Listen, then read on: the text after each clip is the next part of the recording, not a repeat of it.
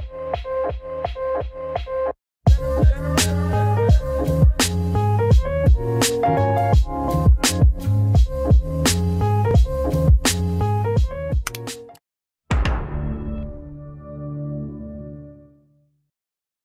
Swastiastu. Assalamualaikum warahmatullahi wabarakatuh. Shalom, namo buddhaya, dan salam kebajikan bagi kita semua. Pada kesempatan kali ini, saya akan memaparkan hasil dari laporan kerja praktik saya yang berjudul Analisa Ketahanan Uji Glasir pada kloset duduk terhadap uji kejut suhu di PT IAPMO Group Indonesia. Sebelumnya perkenalkan, nama saya Yosafat Mark Olewangko dengan NIM 18055531080 dan dosen pembimbing saya adalah Ibu Insinyur Nimade Dwidiani, MASC. Kita masuk latar belakang. Kerja praktek merupakan salah satu syarat mata kuliah yang wajib ditempuh seluruh mahasiswa sebelum menghadapi tugas akhir, di mana diharapkan mahasiswa yang menempuh kerja praktek dapat merasakan suasana lingkungan kerja, serta dapat berkontribusi dengan cara menyelesaikan permasalahan yang dihadapi organisasi di tempat mahasiswa yang sedang melaksanakan kerja praktek. Dikarenakan hal di atas, maka universitas menetapkan mata kuliah kerja praktek agar para mahasiswa memperoleh ilmu pengetahuan yang tidak diberikan oleh pihak kampus. Adapun tujuan dari kerja praktek ini adalah sebagai berikut. Yang pertama, mahasiswa dapat memahami pentingnya quality control dalam suatu produk. Yang kedua, mahasiswa dapat memahami prosedur-prosedur dalam setiap tahap pengujian. Yang ketiga, mahasiswa dapat mengetahui pengaruh dari lapisan glasir pada kloset duduk.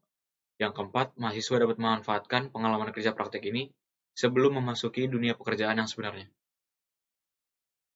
Profil perusahaan. PT IAPMO atau International Association of Plumbing and Mechanical Officials berdiri sejak 17 Mei 1926.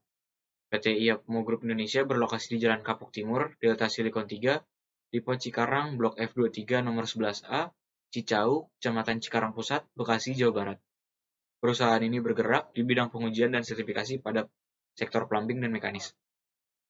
PT IAPMO Group Indonesia telah dikenal di dunia dengan pengetahuan dan pengalamannya di bidang pengujian, inspeksi, sertifikasi, dan pelatihan. PT IAPMO sangat mengerti pentingnya nilai kualitas, ketepatan waktu, dan kebutuhan pelanggan. Adapun langkah-langkah sertifikasinya sebagai berikut. Yang pertama adalah pengajuan permohonan sertifikasi, lalu yang kedua tinjauan permohonan sertifikasi, yang ketiga penandatanganan perjanjian sertifikasi, yang keempat audit sistem manajemen dan proses produksi di pabrik, yang kelima pengambilan contoh uji, yang keenam pengujian contoh uji di laboratorium uji.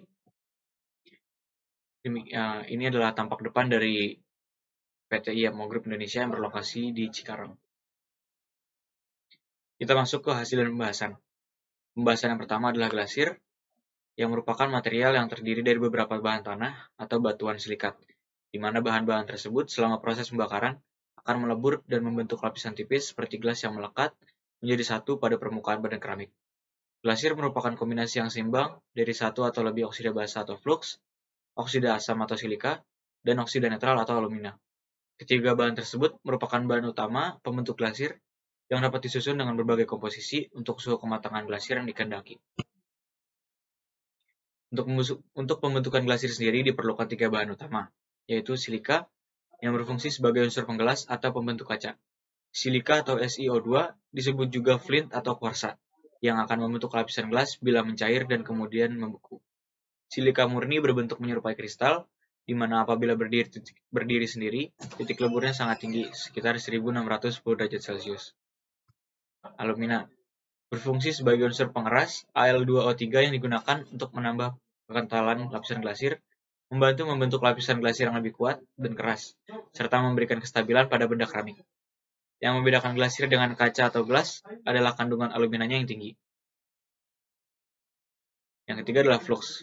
Flux memiliki fungsi sebagai unsur pelebur atau peleleh, digunakan untuk menurunkan suhu lebur bahan-bahan glasir. Flux dalam bentuk oksida atau karbonat yang sering dipakai adalah timbal, boraks, sodium atau natrium, potasium atau kalium, litium, kalsium, magnesium, barium, strontium, bersama-sama dengan oksida logam seperti besi, tembaga, kobalt, mangan, krom, nikel, tin, seng, dan titanium. Akan memberikan warna pada glasir, juga dengan bahan yang mengandung lebih sedikit oksida seperti antimoni, vanadium, selenium, emas, kadmium, dan uranium. Kita masuk ke pembahasan yang kedua. Uji kejut suhu adalah salah satu pengujian standar yang harus dilewati oleh produk kloset agar bisa mendapatkan sertifikasi standar nasional Indonesia. Pengujian ini bertujuan untuk mengetahui daya tahan glasir suatu produk dalam menerima perubahan suhu yang drastis.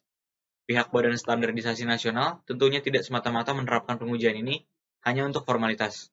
Pada kenyataannya, kloset masih kerap kali digunakan untuk membuang limbah dapur yang bersuhu tinggi. Contohnya adalah air panas. Untuk itulah, diterapkan pengujian ini untuk memastikan daya tahan glasir terhadap perubahan suhu drastis. Berikut ini adalah peralatan yang dibutuhkan untuk melakukan uji kejut suhu. Yang pertama adalah alat pemotong kloset yang biasa digunakan di PT IAPMA Group adalah palu. Lalu yang kedua, tungku pengering yang suhunya bisa diatur. Di PT IAPMA Group Indonesia kami menggunakan oven. Lalu yang ketiga adalah bak pendingin berisi air bersih. Yang keempat, tang penjepit dan sarung tangan asbes.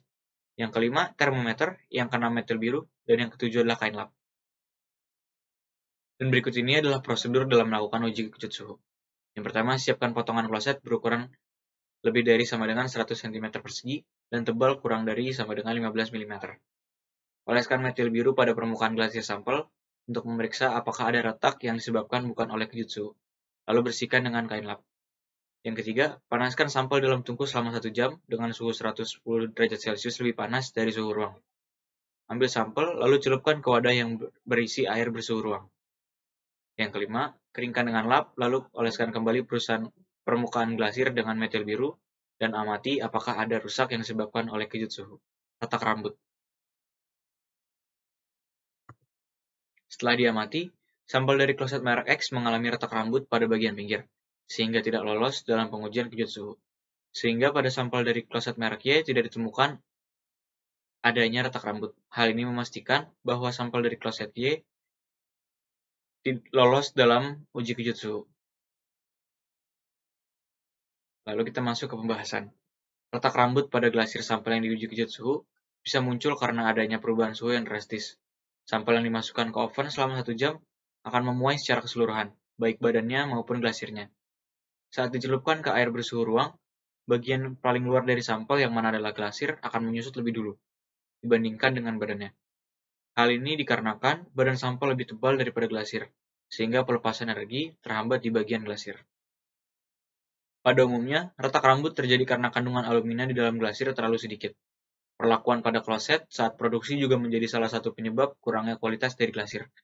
Namun, belum tentu juga hal ini menjadi alasan kenapa sampel kloset dari merek X gagal dalam uji kejut suhu. Mengingat bahwa baik merek X maupun merek Y tidak memberitahu komposisi, kandungan, dan perlakuan kepada glasir dari masing-masing sampel kloset. Kita masuk ke kesimpulan. Dengan hasil dari pengujian kejut tersebut, bisa disimpulkan bahwa sampel kloset dari merek Y memiliki kualitas glasir yang jauh lebih baik daripada sampel kloset dari merek X. Perlakuan, kandungan, dan komposisi dari masing-masing sampel adalah beberapa faktor yang mempengaruhi daya tahan glasir dari sampel kloset dalam pengujian kejut suhu. Standar pada produk kloset duduk tidak semata-mata diciptakan untuk menjadi formalitas. SNI tidak hanya menjamin kenyamanan dan keindahan, namun lebih dari itu, kualitas produk yang baik juga bertanggung jawab terhadap keamanan dari kloset yang digunakan. Kita masuk ke bagian saran. Penulis menyarankan beberapa hal terkait dengan hasil sebelumnya, antara lain, menjalankan penelitian tentang kloset duduk agar bisa dikembangkan sehingga menciptakan terobosan baru dalam ruang lingkup plumbing. Yang kedua, mengembangkan limbah dari hasil produksi kloset duduk agar bisa dimanfaatkan dengan lebih baik dan tidak mencemari lingkungan. Adapun kendala pada saat kerja praktek adalah yang pertama, terbatasnya aktivitas penulis dan kawan-kawan saat mengikuti kerja praktek dikarenakan adanya pandemi COVID-19.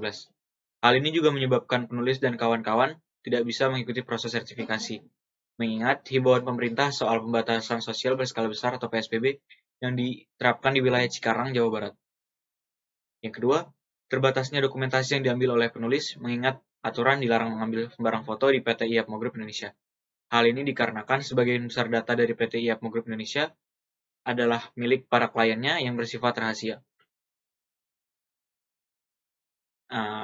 Berikut ada beberapa dokumentasi yang bisa diambil pada saat kami bekerja praktek di PT IAPMA Group Indonesia.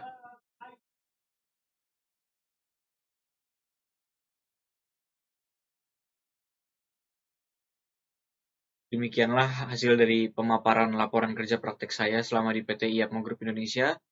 Bila ada kata-kata yang kurang berkenan, mohon maaf. Terima kasih. Om Santi Santi Santi Om.